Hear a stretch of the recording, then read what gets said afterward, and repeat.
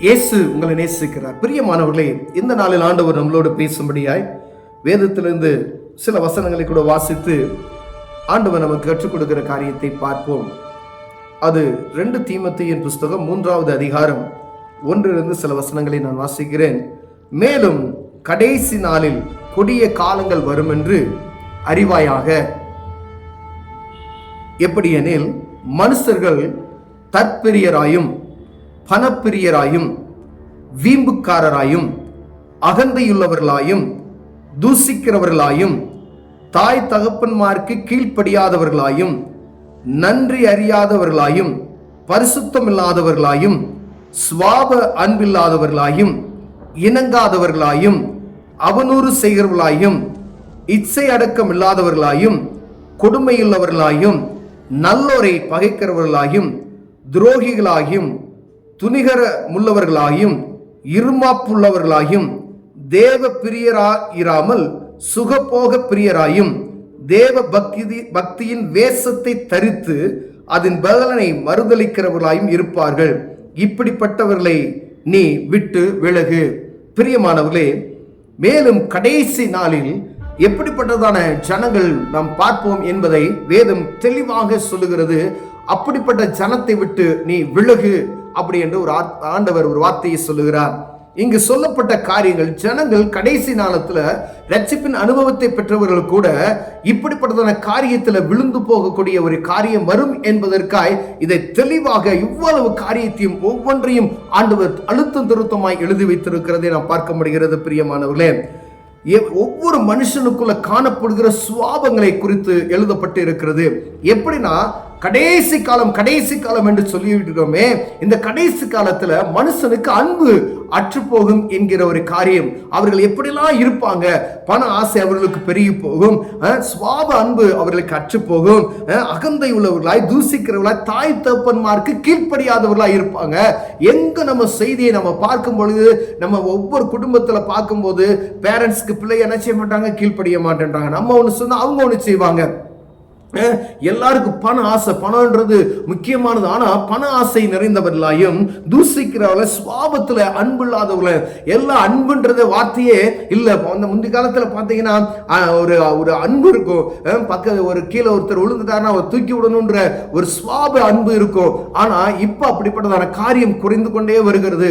எங்காவது ஒரு சில இடங்கள்ல பார்க்க முடிகிறது. ஆனா சுவாப அன்பு அற்று போயிருது. முதியவர்களை பார்க்கறதுல, இளைய சின்ன பையன் பெரிய ஆளுகளை மரியாதை பேசுகிற காரியங்கள், யாருன்னு பார்க்க மாட்டான். கோபம் ஆட்டோமேட்டிக்கா ஒரு கார் ஓட்டிட்டு போகும்பொழுது ஒருவர் கொஞ்சம் முன்னாடி வந்துட்டா பாருங்க, அவங்க கரெக்டா போனா கூட என்ன செய்வாங்க? அட்வான்ஸா முந்திக்கிட்டு அது ஒரு முரட்டுத்தனமாய் பேசினா தப்பித்துக் கொள்ளலாம் என்று சுவாபம் அன்பு இல்லாதபடி பேசுகிற இப்படிப்பட்டதான் காரியம் தேசத்தில் அப்படியே நம் கண்களுக்கு முன்பதாக இருக்கிறதை இந்த வாசிக்கப்பட்ட ஒவ்வொரு வார்த்தைகளும் பாருங்க, எப்படி என்ன மனுஷர் தற்பிரியராய் இருப்பாங்க. நான் மட்டும் நல்லா இருந்தா போதும் அப்படின்ற எண்ணம். பணப்பிரியராய் இருப்பாங்க, வீம்பு செய்கிறவங்களாய், அவங்க வைராக்கியம் பாராட்டுகிறவர்களாய் இருப்பாங்க, அகந்தை உள்ளவர்களாய் இருப்பாங்க, தூசிக்கிறவர்களை, மற்றவங்களை எடுத்ததுமே சாபம் விடுறது தூசிக்கிறவர்களாய் இருப்பாங்க, தாய் தப்பன்மாருக்கு கீழ்ப்படிய மாட்டாங்க, நன்றி அறிந்தவர்களாய் இருக்க. நன்றி, யாருக்காவது உதவி செஞ்சீங்க அப்படின்னா அந்த நன்றி ஒரு நாளும் அவர்களுக்கு இருக்காது. மீண்டுமாய் அவர்கள் அப்படிதான் இருப்பாங்க. பரிசுத்தம் சுத்தமா இருக்காது. பரிசுத்தம்னா என்னன்னு இருக்கிற அளவிற்கு அப்படிப்பட்டவர்களாய் இருப்பாங்க. இதெல்லாம் கடைசி காலத்தில் நடக்கக்கூடிய காரியங்கள். பாருங்க, பரிசுத்தத்தை குறித்து ஒருவரும் பிரசங்கிக்கிற வார்த்தையை நாம் கேட்க முடியவில்லையே.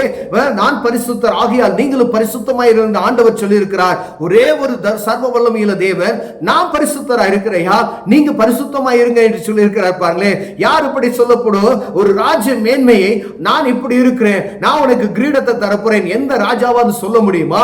ஆனா ஆண்டவர் சொல்லுகிறார், நான் பரிசுத்தர், நீங்களும் பரிசுத்தமாய் இருங்கள் என்று.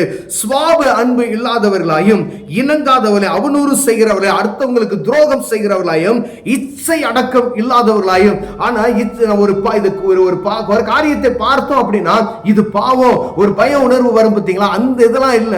அப்படிப்பட்ட இச்சை அடக்கம் இல்லாதவர்களாயும் கொடுமை செய்கிறவர்களாயும் நல்லோரை பகைக்கிறார்கள். நன்மை செய்கிறவர்களுக்கு விரோதமான காரியத்தை செய்து அவர்களை பகைப்பார்கள். நீங்க ஒரு நம்ம மனுஷருக்கு ஏதோ ஒரு காரியத்தை நன்மை செய்தீங்கன்னா அதெல்லாம் செய்யாத அப்படின்னு சொல்லுவாங்க. அதெல்லாம் இப்பொழுது நடந்து கொண்டு இருக்கிறது. ட்ரஸ்ட் மூலமா ஏதாவது ஒரு காரியத்தை செய்யணும், அதெல்லாம் நீயே செய்யற அப்படின்னு செய்வாங்க. கேட்டா மத மாத்திரியா அப்படின்னு சொல்லுவாங்க. அப்படிப்பட்டதான காரியம் காதுகளை நம்ம எங்கும் கேட்டுக்கொண்டு இருக்கிறோம் பிரியமானவர்களே. நன்மை செய்கிறவர்களை பகைக்கிற காலம் இது இந்த காலத்தில் நடந்து கொண்டு இருக்கிறது. துரோகிகளாயும் துணிகரம் உள்ளவர்களாயும் துரோகம் செய்கிறவர்களாயும் துணிகரமாய் இருதயம் இருமா படைந்து துணிகரமாய் எதையும் செய்ய துணிகரம் உள்ளவர்களாயும் இருப்பார்கள். தேவ பிரிய ஆண்டவருக்கு பிரியமா இல்ல, கடவுளுடைய பயம் இல்லாத அன்பு இல்லாதபடி சுகப்போக பிரியம் அவங்க மனசுக்கு வந்தது போல செய்யக்கூடியவர்களாயும் இருப்பார்கள். தேவ பக்தியின் வேஷத்தை தரித்து, நாம் பக்திமான் என்கின்ற ஒரு வேஷத்தை தரித்து கொண்டு என்ன செய்வாங்களா, பலனை மறுதளிக்கிற இருப்பார்கள். எப்படிப்பட்டவர்களை நீ கண்டு அவர்களை விலகியே இரு அப்படின்னு சொல்லுகிறார். இது எப்ப நடக்கும் அப்படின்னு சொன்னா, கடைசி காலம் அப்படின்னு சொல்லப்படுகிற இந்த கடைசி காலத்துல நாம் கடைசி காலம் என்று சொல்லிக் கொண்டு இருக்கிற கடைசி காலம் என்று சத்தத்தை கேட்டுக்கொண்டு இருக்கிற அப்படிப்பட்ட நேரத்தில் இதெல்லாம் நடக்கும். இதெல்லாம் நம்ம கண்ணால இதை பார்த்து கொண்டு இருக்கிறோம், நம்ம அறிந்திருக்கிறோம். இந்த சொல்லப்பட்ட இந்த காரியங்கள்லாம் நாம் எங்கும் கேட்கிறோம், எங்கும் பார்க்கிறோம். சுகபோ அன்பு இல்ல, ஒரு சுவாப அன்பு அற்றவர்களா இருக்கிறாங்க. அதாவது பக்திமான் என்ற வேஷத்தை தரித்து கொண்டு அவங்க என்ன செய்யறாங்க அப்படின்னு சொன்னா அவனூறு செய்து கொண்டு இருக்கிறார்கள் என்பதெல்லாம் நம்ம பார்த்து கொண்டு இருக்கிறோம் பிரியமானவர்களே. அப்ப நம்ம எச்சரிக்கையா இருக்கணும். இது கடைசி காலம். ஆண்டவர் பிள்ளைகளுக்கு நீ எப்படிப்பட்டவர்களை விட்டு விலகி நீ பிரித்தெடுக்கப்பட்டவன் என்று காண்பித்தருளு, நீ பரிசுத்த ஜனக்கூட்டம் என்று காண்பித்தருளு, நீ நீதிமான் என்பதை காண்பித்தருளு, நீ பக்தியுள்ளவன் என்பதை காண்பித்தருளு. உனக்கும் அவர்களுக்கும் வித்தியாசம் இருக்கணும். நான் பரிசுத்தம் உள்ளவன் என்பதை நீ காண்பித்தருளும்படியா அவர்களுக்கும் உங்களுக்கும் உள்ள வித்தியாசத்தை காண்பித்துக் கொண்டே இரு. ஏன்னா இது கடைசி காலம். எப்போது அவருடைய வருகை வரும், எப்போது ஆண்டவர் வருவார், அவருக்கு முன் நிற்க திராணி உள்ளவராய் நிற்கும்படிக்காய் இப்படிப்பட்டதான காரியத்தை விட்டு நீ விலகி எச்சரிக்கையா இருக்கும்படி இப்படிப்பட்டதான காரியங்களா நான் உனக்கு முன்மாதிரியை வைத்திருக்கிறேன். இந்த காரியத்தை நீ பார்க்கும்போது இது கடைசி காலம் என்பதை அறிந்து கொண்டு ஜாக்கிரதையா இரு என்று ஆண்டவர் சொல்லுகிறார். பிரியமானவர்களே, நம்ம எல்லாம் பார்த்து கொண்டே இருக்க இப்படிப்பட்டதான காரியத்தை நம்ம செய்ய வேண்டிய ஒரு காரியம். இது கடைசி காலம். இந்த காலத்துல நாம் இப்படிப்பட்ட ஜனத்தை விட்டு பிரித்து பரிசுத்தமாய் வாழும்படியாய் ஆண்டவருக்கு பயந்து நடுங்கிற இருதயம் உள்ளவர்களாய் அன்புள்ளவர்களாய் இங்க சொல்லப்பட்ட காரியத்துக்கு அப்படியே ஆப்னண்டா நம்ம நடக்கணும் அப்படின்றதுக்காக இதெல்லாம் அப்படியே எதிர்மறையா நாம் நடக்குவோமையானால் அன்புள்ளவர்களாய், இச்சை அடக்கம் உள்ளவர்களாய், பிரியமுள்ளவர்களாய், சுவாப அன்பு உள்ளவர்களாய், நல்லோரை பகைக்காமல் இருக்கிறவர்களாய் இதுக்கெல்லாம் அப்படியே மாற்றி நம்ம நடப்போமையினால் ஆண்டவருடைய வருகைக்கு நாம் எதிர்நோக்கி திராணி உள்ளவர்களாய் நிற்க அழைக்கப்படுகிறோம். பிரியமானவர்களே, ஒருவேளை இதோடு இணைந்து நாம் நடப்போமே. ஏன் அவங்களை விட்டு நீ விலகிரு அப்படின்னு சொல்றான்னா, நீ அப்படி செஞ்ச அப்படின்னா வரப்போகிற எந்த ஒரு காரியத்தை அவருக்கு தப்பித்துக் கொள்வதற்கு ஆண்டவர் ஒரு வழிவாசலை முன்கூறித்தே கர்த்தருடைய பிள்ளைகளுக்கு சொல்லிக்கொண்டே இருக்கிறார். அப்ப நம்ம ஜாக்கிரதை உள்ளவர்களாய் இருக்கும்படி ஆண்டவர் நம்ம மேல பிரியம் இருக்கிறபடினால் நீ யாரா வேணா இருக்கிறான், நீ இப்படிப்பட்ட ஜனத்தை விட்டு நீ பிளகி நீ பரிசுத்தம் என்கிற ஒரு கட்டுப்பாட்டுக்குள்ள நீ இரு.